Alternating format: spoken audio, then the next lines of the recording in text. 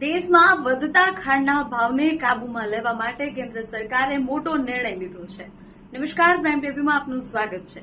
સરકારે કાચી, સફેદ અને રિફાઇન્ડ ખાંડની નિકાસ પર તાત્કાલિક અસરથી સપ્ટેમ્બર 2026 સુધી પ્રતિબંધ મૂકી દીધો છે। સરકારનું કહેવું છે કે આ પગલાથી સ્થાનિક બજારમાં ખાંડનો પૂરતો જથ્થો ઉપલબ્ધ રહેશે અને સામાન્ય લોકોને વ્યાજબી ભાવે ખાંડ મળી શકશે। છેલ્લા કેટલાક સમયથી ખાદ્ય ચીજવસ્તુઓના ભાવમાં વધારો જોવા મળી રહ્યો છે, જેના કારણે સરકાર હવે ખાંડના ભાવને સ્થિર રાખવા માટે સક્રિય બની છે। નિકાસ પર રોક લાગતા દેશની ખાંડ હવે સ્થાનિક બજારમાં જ રહેશે, જેનાથી સપ્લાય વધશે અને ભાવ નિયંત્રણમાં રહેશે। જોકે સરકારે કેટલીક કેટેગરીને આ પ્રતિબંધમાંથી છૂટ આપી છે। યુરોપિયન યુનિયન અને અમેરિકા માટે CXL અને TRQ ક્વોટા હેઠળની નિકાસ ચાલુ રહેશે।